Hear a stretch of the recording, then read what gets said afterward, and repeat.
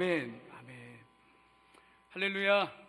오늘도 우리에게 꼭 필요한 은혜 주실 줄 믿습니다. 이걸 또 안 했네요. 그죠? 여러분의 컨디션을 물어본다는 걸 제가 안 했습니다. 여러분 준비되셨죠? 자, 여러분 오늘 어떠십니까? 좋습니다. 감사합니다. 하나님 앞에 정말 우리가 좋은 모습으로 이렇게 뵐 수 있다는 것 정말 감사의 제목입니다. 2013년 미국 북부 캘리포니아에서 있었던 실화입니다. 한 중년 부부가 평소와 같이 강아지를 데리고 집 주위를 산책하고 있었습니다. 특별할 것 없는 날이었어요. 어제도 걸었고 전날도 걸었던 그냥 그 길이었습니다. 그런데 그날 아내의 눈에 이상한 것이 하나 들어왔습니다. 땅 위로 솟은 깡통 하나 삐쭉 튀어나와 있었던 거죠. 별 생각 없이 그 깡통을 파보았습니다. 그런데 하나가 아니었습니다.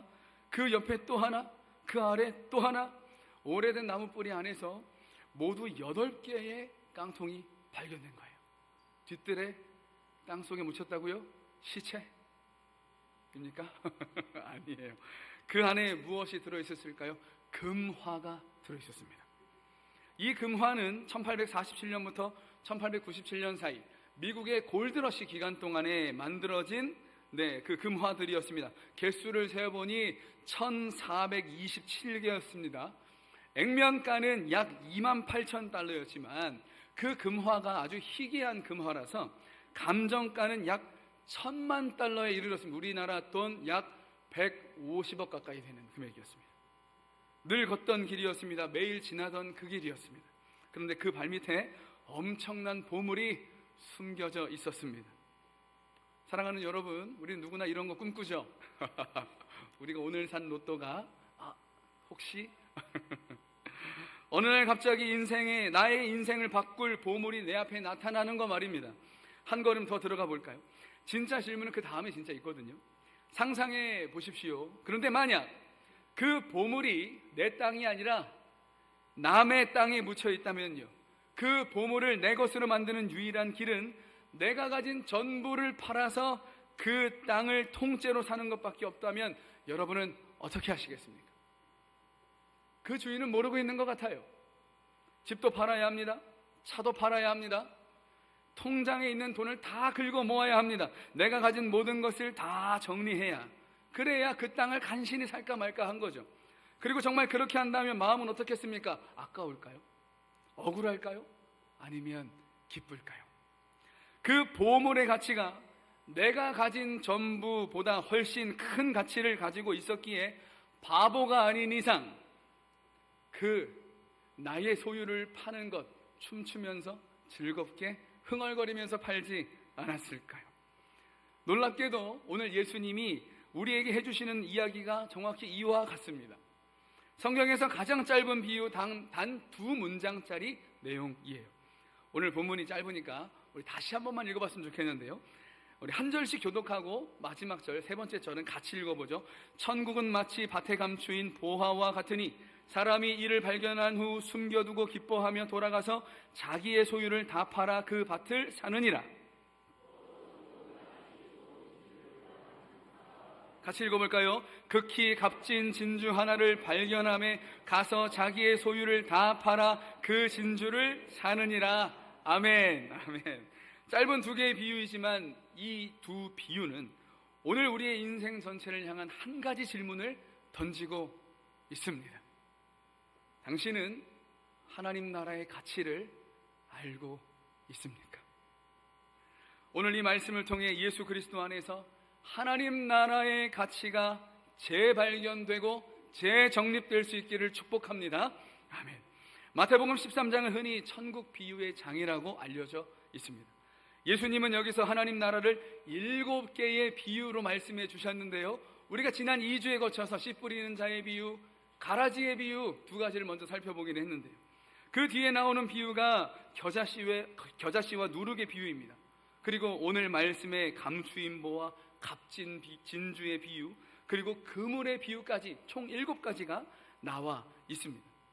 그런데 약간의 차이가 있다면 오늘 말씀 바로 전 비유까지는 무리들에게 하신 말씀이었어요. 그런데 36절부터 조금 장면이 달라집니다. 예수님께서 무리를 떠나 집으로 들어가시고 제자들과 더 가까이 보다 깊은 말씀을 들려주시고 계시는 거예요. 그 가운데 오늘 우리가 읽은 감추인 보화와 값진 진주의 비유가 있다는 말이죠. 이 두 이야기는 사실상 판박입니다. 쌍둥이 비유라고도 말하는데요. 발견했다, 가진 것을 다 팔고 그것을 샀다, 결말까지 완전히 똑같습니다. 무슨 뜻일까요? 이 두 비유가 말하는 것이 하나라는 이야기입니다. 그런데 여기서 먼저 우리가 한 가지를 분명히 해야 할 게 있습니다. 성경이 말하는 천국, 즉 하나님 나라는 단순히 우리가 죽어서 가는 좋은 장소만을 의미하지 않습니다. 우리가 계속해서 살펴보았던 것처럼 하나님 나라는 하나님께서 왕이 되시는 나라입니다. 하나님께서 우리의 삶을 다스리고 하나님의 뜻이 이루어지는 통치를 의미한다는 거예요. 그리고 그 나라는 이미 예수 그리스도를 통해 우리 가운데 임한 줄 믿습니다. 그러므로 하나님 나라를 얻는다는 것은 좋은 장소 하나를 미리 확보해 두는 게 아닙니다. 예수 그리스도를 나의 왕으로 모시고 그분이 그 통치 안으로 들어가는 것인 줄 믿습니다. 그분의 그 강력한 통치, 그 은혜의 통치 안으로 우리가 들어가는 거예요. 즉 죄의 지배에서 벗어나 그리스도의 통치 아래에서 사는 겁니다. 세상이 주는 절망의 가치를 따라 살아가는 게 아니라 예수 안에서 발견되는 영원한 소망의 가치로 인생을 살아가는 거예요. 그래서 하나님 나라는 우리 삶에 더하기 하나 플러스 알파, 내가 가진 것 중에 그냥 더해주시는 하나 더 얹어놓은 게 아닙니다. 우리 삶의 중심을 송두리째 바꾸어 주시는, 그리고 연약하고 불안한 내가 왕이었던 그런 인생에서 완전하신 주님이 나의 왕이 되어주시는 것을 의미하는 줄 믿습니다. 자, 그렇다면 다시 말씀으로 와볼까요? 오늘 두 비유에는 공통점이 하나 있습니다. 한 사람은 보화를 발견합니다. 또 한 사람은 극히 값진 진주를 발견합니다. 그리고 두 사람 모두 가진 것을 팔았다는 거예요. 왜 그랬습니까? 가진 것이 싫어졌기 때문입니까? 아닙니다. 누가 협박했습니까? 아닙니다. 바로 그것과 비교할 수 없을 만큼 더 귀한 것을 발견했기 때문입니다. 첫 번째 사람에 대해서 본문은 그가 원래부터 보물을 찾아다녔다고 말하지 않습니다. 어느 순간 우연히, 어느 날 갑자기 보물을 발견했습니다. 그런데 여기서 궁금해지는 게 있죠. 왜 하필 보물을 땅속에 묻어두었을까? 여기서 스쳐 지나가는 생각이 뭐예요? 달란트 비유 속에 한 달란트, 그 한 달란트 땅속에 묻어놨다가 예수님께 책망받은 그 사람 막 생각나는데요. 근데 이유가 있었습니다. 당시에는 지금의 은행 같은 든든한 금융기관이 없었죠. 게다가 고대 팔레스타인 지역은 제국들이 오가는 길목이라 전쟁과 침략이 끊이지 않았습니다. 그런 경우 약탈자들은 언제나 부자들을 노리죠. 그래서 이 이스라엘이 쳐들어오면 부자들부터 집을 터는 거예요. 그래서 생각 있는 부자들은 귀중한 보화들을 집 안에 두지 않았습니다. 그것만큼 어리석은 일은 없었습니다. 언제 빼앗길지 모르니까요. 언제 털고 갈 수 있을지 모르니까요. 그래서 그들은 재산을 지키는 가장 확실한 방법으로 나만 아는 그 자리에 땅을 파고 보물을 숨겨두었던 거예요. 나만 알고 나만 기억하고 있는 그 장소에 말이죠. 그러니까 밭에 묻힌 보물은 그 시대 사람들에게 황당한 상상이 아니었습니다. 충분히 있을 법한 아주 현실적인 이야기였다는 사실이에요. 두 번째 비유, 그 진주의 비유도 사실 마찬가지입니다. 오늘날 우리에게 최고의 보석하면 여러 가지가 떠오르시겠지만 금이나 다이아몬드 이런 게 있지 않겠습니까? 그런데 고대 세계에서 부의 정점은 바로 진주였습니다. 플리니우스라는 로마 학자는 그의 책 박물지라는 책에서 진주를 이렇게 말합니다. 세상 모든 값진 것 가운데 가장 높은 자리에 있는 것, 최고의 자리에 있었던 것은 바로 진주라고 말이죠. 지금처럼 양식하는 진주가 아니에요. 그 당시에는 목숨 걸고 바닷속에 잠수하고 들어가서 찾아 나와야 되는 거였죠. 그런데 눈 쉽게 찾을 수 있는 것도 아니었습니다. 근데 오늘 말씀은 그 진주를 뭐라고요? 값진 진주였다. 그리고 본문에 나오는 장사는 곧 진주 상인을 말하는데요. 이 진주 상인을 헬라어로 엠포로스라는 단어를 썼습니다. 근데 이 말이 무슨 말이냐면 그냥 동네 구멍가게 아저씨가 아니었다는 말이에요. 좋은 진주를 찾아 온 세상을 찾아다니던 무역상이었다. 진주의 값어치를 누구보다 정확히 아는 감별의 최고 전문가, 바로 그 사람이었던 겁니다. 제자들은 아마도 예수님의 이 이야기를 듣고 고개를 끄덕였을 겁니다. 전부를 팔아서 그 하나를 사는 게 다른 게 아니라 진주라면 그건 미친 짓이 아니라 오히려 가장 현명한 거래지. 끄덕끄덕 이렇게 했다는 거예요. 그만큼 그때 진주하면 그 무엇과도 바꿀 수 없는 귀중한 보석이라는 의미가, 그 인식이 있었다는 말입니다. 여러분, 그런데 이 비유 속에 나타난 두 사람, 뭔가 마치 우리랑 비슷한 점이 좀 보여지진 않으십니까? 한 사람은 예상치 못한 순간에 보화를 발견했고, 한 사람은 열심히 찾던 중에 발견했다는 거예요. 사실 우리의 신앙도 그러지 않을까요? 어떤 분은 정말 뜻하지 않은 순간에 예수님을 만나기도 합니다. 친구 따라 교회에 왔다가 말씀 한 구절에, 찬양 한 소절에 마음이 무너집니다. 병원에서 우연히 옆 사람을 통해서, 장례식장에 우연히 옆 칸에서 흘러나온 찬송을 통해서 인생의 실패 한복판에서 하나님을 만나기도 하는 거예요. 반대로 어떤 분은 오랫동안 진리를 탐구했습니다. 무엇이 진리인지 찾아다녔습니다. 인생이 무엇일까? 진짜 진리라는 게 무엇일까? 죽음 이후에는 진짜 무엇이 있는가? 사람이 정말 죽으면 다시 태어날 수 있는가? 오랜 목마름 끝에 말씀 앞에서 그렇게 예수 그리스도를 만나는 분도 있는 거예요. 들어오는 과정은 서로 다를 수 있습니다. 그러나 하나님 나라의 가치를 정말 본 사람에게 나타나는 한 가지 공통적인 변화가 있는데, 그것이 바로 인생에서 중요하게 여기는 가치의 순서가 달라진다는 사실입니다. 전에는 중요한 것이 따로 있었습니다. 돈이 될 수도 있었겠죠. 명예와 인정, 성공이 중요할 수도 있었겠죠. 내 자존심과 인생 즐거움이 중요할 수도 있었을 겁니다. 내 건강, 내 자녀, 내 계획, 내 인생의 우선순위에 다 그런 것들이 있었을 수도 있어요. 그런데 어느 날 그리스도를 정말 만나게 되었습니다. 그때 이전에 가장 크게 보이던 것들이 갑자기 작아지기 시작합니다. 이미 있었던 그것들이 갑자기 휴지 조각이 되었다는 건 아니에요. 아무 가치 없어졌다는 뜻이 아닙니다. 더 큰 가치가 나타났기 때문이었습니다. 하늘의 별을 보면 여러분 어떻습니까? 반짝반짝 빛나기도 하죠. 하지만 그 별빛보다 더 강력한 태양빛이 나오면 그 별빛은 사실 안 보이게 되는 거죠. 별이 사라진 겁니까? 아니요. 더 큰 빛이 왔기 때문에 별이 안 보이게 된 겁니다.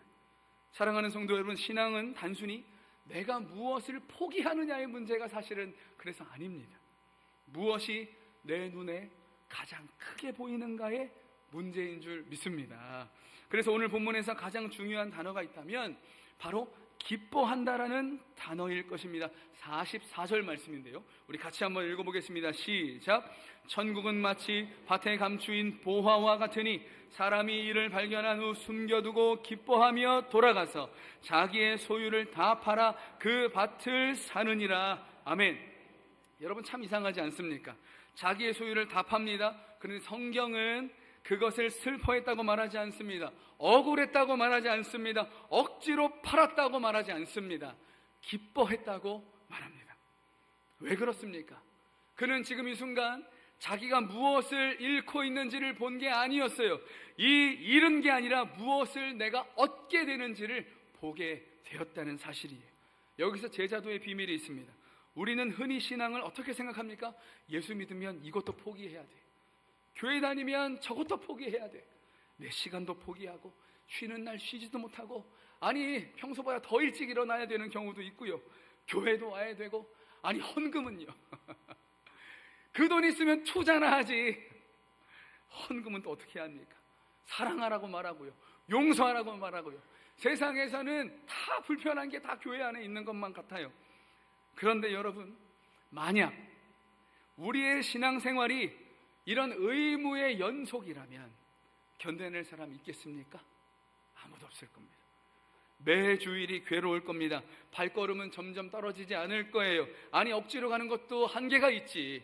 신앙생활이 즐겁기는커녕 오히려 고역이 됩니다. 주님을 따르는 것이 손해처럼 느껴집니다. 그런데 오늘 예수님께서 하시는 말씀은 그것을 바라보라는 얘기가 아니에요. 사실 그것과 반대되는 것을 먼저 보라는 거예요. 먼저 보물을 보라는 사실입니다. 먼저 진주의 가치를 보라는 말씀입니다. 먼저 하나님 나라가 얼마나 귀한지를 보라는 말씀이에요. 그 가치를 정말 보게 되면 내려놓는 일이 달라진다는 사실이죠. 한 가지 예를 들어볼까요? 여러분, 결혼식 날이 혹시 기억나십니까? 네, 너무 옛날이라서. 네, 그죠? 예, 결혼식 무슨 일이 있었는가? 내가 이 사람과 결혼했었나? 뭐 이런 생각이 드신다면 큰일 납니다. 네. 근데 이 결혼식은 사실 사랑하는 사람과 결혼을 하는 거잖아요. 근데 그 사람을 처음 만났을 그때 여러분 마음은 혹시 어떻습니까? 그동안에 내 배필이 누구인지, 내 짝이 누구인지 그렇게 찾아다녔습니다. 이 사람일까? 저 사람일까? 아니, 이 사람일까? 그런데 진짜 내 배필, 하나님이 짝지어 주신 배필을 만난 다음에는 어떻습니까? 그 다른 사람들이 사실 눈에 들어오지 않아요. 그 한 사람만 보게 되는 거죠. 그래서 이 한 사람 때문에 다른 모든 것이 사실은 다 포기가 되는 겁니다. 다 정리가 되고요, 다 내려놓는 게 돼요. 그런데 그게 아깝지가 않아요. 왜요? 가장 중요한, 가장 사랑스러운 내 배필, 내 아내, 내 남편을 만났으니까요. 여기서 아니라고 하시면 설교가 이상해집니다. 가장 큰 기쁨을 얻었기 때문에 다른 가능성을 포기하는 것이 전혀 손해처럼 느껴지지 않는 것, 오히려 안도가 되죠. 이제 됐다, 내가 찾았다, 내가 그렇게 기도했던 그 사람 내가 찾았다. 만족과 감사가 있는 겁니다. 바로 그것이 오늘 말씀에서 예수님께서 우리에게 보여주고 싶으신 그 마음이에요. 더 좋은 것을 봤기 때문에, 그것을 발견했기 때문에 그동안 목숨처럼 여기며 꽉 쥐고 있었던 것들을 이제는 내려놓을 수 있습니다. 그게 손해라고 느껴지지 않고요, 그게 내가 다 내 인생 포기하는 것처럼 느껴지지 않아요. 왜요? 더 중요한 것을 얻었으니까. 그런데 성경에는 오늘 본문에 이 사람과 정반대의 사람들도 기록되어 있습니다. 우리가 잘 알고 있는 사람 누굽니까? 부자 청년도 그런 사람이었어요. 다른 성경에는 재물이 많은 청년으로 기록되어 있는데요, 마가복음 10장을 보면 그가 예수님께 달려와서 이렇게 한마디 합니다. 우리 함께 읽어봤으면 좋겠는데요, 마가복음 10장 17절 시작. 예수께서 길에 나가실 때 한 사람이 달려와서 꿇어 앉아 묻자오되, 선한 선생님이여, 내가 무엇을 하여야 영생을 얻으리까? 아멘. 예수님께서 그 사람의 마음을 왜 모르셨겠습니까? 예수님은 그 사람의 마음을 아셨어요. 그래서 그 마음 깊은 곳을 보시고는 그의 인생에서 하나님보다 더 크게 지금 자리 잡고 있는 게 무엇인지 알려주신 거예요. 그게 뭐였죠? 재물이었습니다. 예수님께서 가진 것을 다 팔아 가난한 자들에게 주고 나를 따르라고 하셨을 때 사실 그 사람은 따랐어야 했죠. 그런데 성경은 뭐라고 기록합니까? 22절 말씀인데 이것도 같이 읽어볼까요? 시작. 그 사람은 재물이 많은 고로 이 말씀으로 인하여 슬픈 기색을 띠고 근심하며 가니라. 아멘. 오늘 예수님의 비유 속 이 사람과 너무 다릅니다. 한 사람은 기뻐하며 갔는데 다른 한 사람은 근심하며 돌아갑니다. 더욱이 이 청년은 지금 어떤 상황이에요? 비유 속의 인물이 아니라 실제로 예수님을 만난 사람이었잖아요. 여러분, 무엇이 이 차이를 만들었습니까? 재산의 많고 적음이었을까요? 아닙니다. 예수님의 가치를 어떻게 보았느냐의 차이입니다. 부자 청년에게는 자기 손에 들고 있는 것이 예수님보다 더 컸습니다. 그래서 그 재물을 잡고 있는 손을 놓을 수가 없었죠. 이 앞에 있는 분이 조금 특별한 분인 건 알고 있었지만 내가 가진 게 더 중요하다는 그 마음이 변하지 않았어요. 사랑하는 성도 여러분, 그렇다면 우리는 어떻습니까? 내게 예수님보다 더 크게 보이는 것이 무엇입니까? 입으로는 주님이 제일 귀합니다. 주 예수보다 더 귀한 것은 없네. 맨날 이렇게 찬양해도 실제로 내가 가장 잃어버리게 두려워하는 것이 무엇입니까? 무엇 때문에 말씀에 순종하는 것을 주저하고 계십니까? 무엇 때문에 하나님께 그것만은 안 된다고 그렇게 말하고 계십니까? 어쩌면 그것이 지금 여러분의 보물일 수 있습니다. 여러분, 사도 바울은 어떤 사람이었을까요? 빌립보서 3장에서 바울은 자기가 자랑할 만한 것들을 하나씩 이렇게 말하는데요, 이것도 3절이니까 한 절씩 교독하고 마지막 절 함께 읽어보겠습니다. 그러나 나도 육체를 신뢰할 만하며 만일 누구든지 다른 이가 육체를 신뢰할 것이 있는 줄로 생각하면 나는 더욱 그러하니라.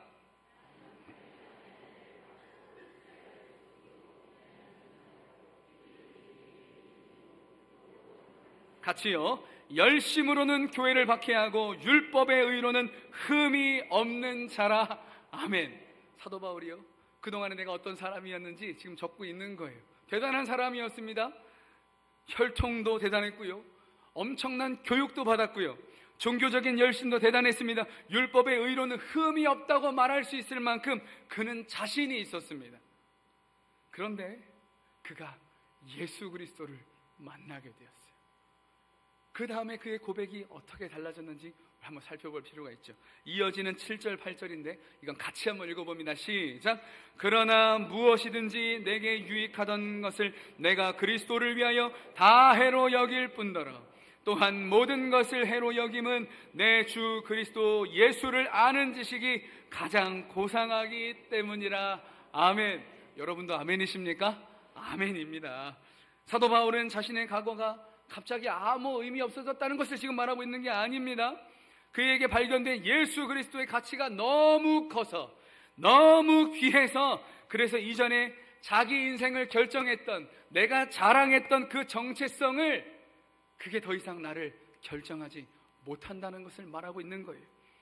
여러분, 모세는 어떻습니까?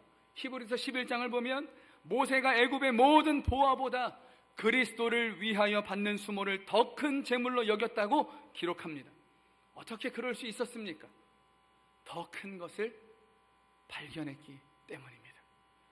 사랑하는 성도 여러분, 이것이 바로 믿음이라고 하는 겁니다. 믿음은 눈에 보이는 것이 없다고, 눈에 보이지 않는다고, 그렇게 아무것도 없다고 우기는 게 아닙니다. 눈에 보이는 것보다 더 큰 것을 볼 수 있는 것인 줄 믿습니다. 근데 여기서 우리가 반드시 짚고 넘어가야 될 게 하나 있어요. 안 그러면 오해합니다. 오늘 비유를 잘못 들으면 잘못 생각할 수 있는 게 하나 있어요. 아, 천국은 그래서 굉장히 비싼 거구나. 내가 가진 것을 전부 다 털어놔야 내가 살 수 있고 갈 수 있는 곳이 천국이구나. 여러분, 이거 진짜입니까? 아니에요. 그런데 이 말씀을 잘못 해석하게 하는 사람들이 있어요. 누구예요? 이단 사이비들이에요. 가진 거 다 가지고 와야 구원받을 수 있습니다. 숨겨놓은 거 있습니까? 그럼 하나님 속인 거예요. 구원받지 못해요. 다 가지고 오십시오. 절대로 여러분 그렇지 않습니다. 우리는 우리의 재산으로 하나님 나라를 살 수 없습니다. 수억만 금을 주어도요. 우리의 헌신으로 구원을 살 수도 없습니다. 그러면 구원의 조건이 재물이나 행위가 되어버립니다. 구원은 값없이 주시는 하나님의 은혜인 줄 믿습니다. 우리 이사야 55장 1절에서 하나님은 분명히 말씀하시는데요, 같이 읽어보죠. 시작. 오호라 너희 모든 목마른 자들아 물로 나오라. 돈 없는 자도 오라. 너희는 와서 사 먹되 돈 없이 값없이 와서 포도주와 젖을 사라. 아멘. 여러분, 이게 복음이에요. 값없이 받는 은혜인 줄 믿습니다. 왜 값없이 받을 수 있습니까? 그게 값이 없는 가치이기 때문이니까? 아니에요. 내 힘으로, 내 능력으로 어떤 것을 주어도 결코 치를 수 없는 그 모든 값이기 때문에 그 값을 예수 그리스도께서 이미 십자가에 다 치르셨기 때문인 줄 믿습니다. 우리가 하나님 나라를 얻기 위해 오늘 모든 것을 내놓는 것이 아닙니다. 먼저 주님께서 우리를 위해 자신을 다 내어주셨기 때문에, 하늘의 영광을 버리고 이 땅에 오셨기 때문에, 죄가 없으신 그분이 죄인의 자리에서 우리를 대신해서 죽으셨기 때문에, 십자가에서 자기 생명을 기쁨으로 내어주셨기 때문에, 그리고 부활해 주셨기 때문에, 그분이 우리의 구원의 값을 다 치르셨고, 우리가 오늘 이 자리에서 그 은혜에 감사하고 함께 예배할 수 있는 줄 믿습니다. 그러므로 우리가 무엇을 드리는 것은 구원의 값을 지불하는 그런 거래가 아니에요. 하나님, 내가 이거 드렸으니까 나한테 이거 주셔야 됩니다. 하나님, 제가요 이만큼 하나님께 드렸습니까? 하나님, 나에게 내가 원하는 거 주셔야 됩니다. 거래가 아닙니다. 이미 받은 은혜에 대한 감사의 반응인 줄 믿습니다. 이 순서를 여러분 잊으시면 안 돼요. 은혜가 먼저입니다. 그리고 그 은혜 때문에 우리의 시야가, 우리의 마음이 열린 거예요. 그리스도의 그 크신 가치가 보이게 된 겁니다. 그 가치가 보이니 내 마음속에 기쁨이 생겼습니다. 그리고 그 기쁨이 나를 하나님의 백성으로 기쁨으로 순종하는 그 자리에 있게 하는 줄 믿습니다. 그래서 순종이 은혜를 사는 게 아니라 은혜가 순종을 낳는 줄 믿습니다. 사랑하는 성도 여러분, 우리가 예수님 안에 있는 것부터 은혜인 줄 믿습니다. 내가 다른 사람보다 똑똑해서 예수님 믿은 것이 아니잖아요. 내가 영적으로 뛰어나서 하나님을 내가 발견한 것도 아니잖아요. 주님께서 우리의 눈을 열어주셨고 우리의 귀를 열어주셨고 우리의 마음을 열어주셨기 때문에, 그래서 하나님을 만나게 된 줄 믿습니다. 그래서 전에는 아무것도 아닌 것 같았던 그 말씀, 그 종이 쪼가리 같은 그 무거운 성경이 어느 날 나에게 생명의 말씀으로 들리게 하셨습니다. 전에는 십자가가 여러 종교 중에 하나, 그냥 상징인 줄만 알았는데 어느 날 나를 위한 사랑의 십자가로 보였습니다. 전에는 예수라는 이름이 그냥 나와 상관없는 그냥 좀 멍청한 사람들이 믿는 그런 남의 이름이었는데 어느 날 그분이 나의 주, 나의 하나님이 되어 주셨습니다. 이것이 은혜입니다. 그러므로 오늘 말씀의 결론은, 여러분, 그러니까 더 많이 버리십시오, 그거 아닙니다. 모든 것을 팔아서 바치십시오, 더더욱 아닙니다. 이를 악물고 헌신하고 희생하십시오, 그것도 아닙니다. 오늘 우리가 먼저 기도해야 할 제목은, 감사해야 할 제목은, 주님, 제 눈을 열어주십시오. 혹시 제가 예수님을 만났다 했으면서 세상에 그 무엇이 제 눈을 가리고 있습니까? 하나님, 오늘 이 시간 그 모든 것을 제하여 주시고 다시 예수 그리스도라는 그 가치를, 그 귀중한 가치를, 그 보배를 제가 발견하게 해 주옵소서. 잊지 않게 해 주옵소서. 그 주님이 얼마나 아름다우신 분인지, 그 주님이 나에게 주신 은혜가 얼마나 값진 것인지 내가 깨닫게 해 주옵소서. 왜냐하면 내 마음에 보물이 바뀌어야지만, 내 마음에 그 왕의 자리가 달라져야지만 내 삶이 자연스럽게 바뀌기 때문인 줄 믿습니다. 그렇다면 이제 말씀을 우리 삶에 적용해 볼까요? 우리 두 가지만 살펴볼 텐데, 여러분, 첫 번째, 지금 여러분의 삶에서 가장 귀한 것은 무엇입니까? 실제로 말이죠. 이건 말보다 여러분의 삶으로 대답하셔야 됩니다. 내 시간이 무엇을 지금 향하고 있습니까? 내 물질이, 지금 재물이 어디로 흐르고 있습니까? 내가 가장 많이 생각하고 있는 것은 무엇입니까? 무엇을 잃을까 봐 가장 두려워하십니까? 때로는 무엇 때문에 그렇게 화가 나십니까?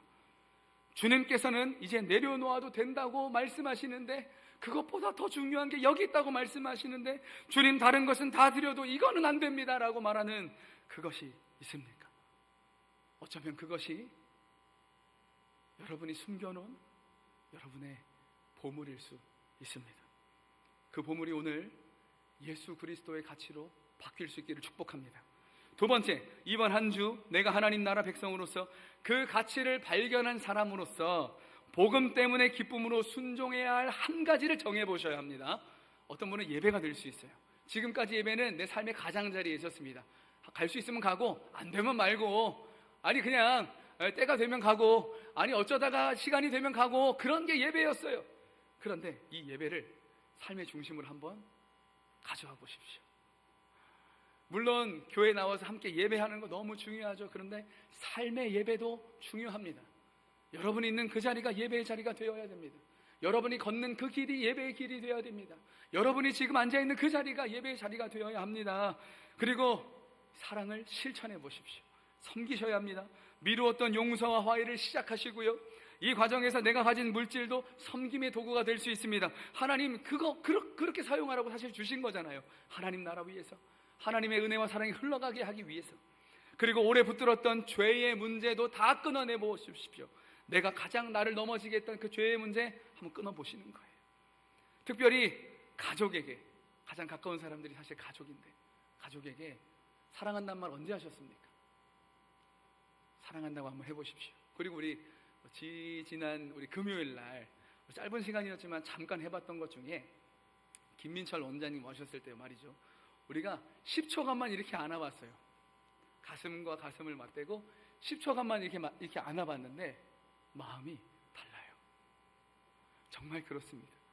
혹시 가족들과, 혹시 정말 우리 공동체 안에서 내가 정말 마음을 다하여서 함께 끌어안아주고 싶은 사람이 있다면 실천하셔도 좋습니다. 내가 이것을 해야 천국에 가기 때문이 아닙니다. 이미 그리스도 안에서 큰 은혜를 받았기 때문에, 그래서 할 수 있는 기쁨의 순종인 줄 믿습니다. 말씀을 마칩니다. 밭에서 보화를 발견한 사람도, 극히 값진 진주를 발견한 사람도, 그리스도를 아는 지식을 가장 고상하게 여겼던 바울도, 애굽의 모든 보화보다 하나님의 약속을 귀하게 여겼던 모세도 공통점이 하나 있습니다.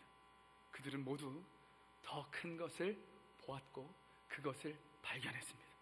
그렇기 때문에 우리가 가장 두려워해야 할 것은 많은 것을 잃는 것이 아닙니다. 잃어버리는 것이 아닙니다. 정말 귀한 것을 귀한 줄 모르고 살아가는 것, 그게 진짜 무서운 일이에요. 사랑하는 성도 여러분, 우리 눈이 오늘 이 시간 열리기를 축복합니다. 내 손에 쥐고 있는 것보다 주님이 얼마나 크신지 볼 수 있는 그 눈, 세상이 주겠다는 것보다 하나님 나라가 얼마나 귀한지 보게 되는 그 눈, 내가 잃을 것을 계산하기 전에 예수 그리스도 안에서 이미 받은 것이 얼마나 큰지를 깨닫는 그 눈, 그 눈이 열리면 순종은 억지가 아니라 기쁨이 되는 줄 믿습니다. 헌신은 하나님 앞에 무엇을 주고 또 내가 받는 거래가 아니라고 말씀드렸습니다. 진정 나를 드리는 예배가 되어야 합니다. 내려놓음으로 진짜 중요한 것을 발견했기에 내 삶의 다른 것들을 그냥 기쁨으로 내려놓을 수 있는 자유가 있어야 되는 거죠. 꼭 기억하십시오. 우리가 전부를 들여서 예수님을 얻는 게 아닙니다. 예수님 안에서 모든 것을 받은 사람이 자기의 삶을 기쁨으로 드리게 되는 줄 믿습니다. 예수 안에 내 전부를 바꾸는 가치가 있습니다. 그러므로 이번 한 주도 값싼 것 때문에, 그 값싼 것 때문에 가장 귀한 것을 놓치지 마십시오. 세상이 손에 쥐어주는 그 작은 것 때문에 영원한 보화를 포기하지 마십시오. 잊지 마십시오. 내 전부를 바꾸는 가치, 예수 그리스도를 가장 귀한 보물로 여기며 그 은혜 안에서 하나님 나라 백성으로 기쁨으로 순종하고 내 삶을 드리는 우리 갈보리 온 성도님 되시기를 주 예수 그리스도의 이름으로 축복합니다. 축복합니다. 아멘. 좋으신 하나님께 모든 영광 올려드리겠습니다. 우리 시간 찬양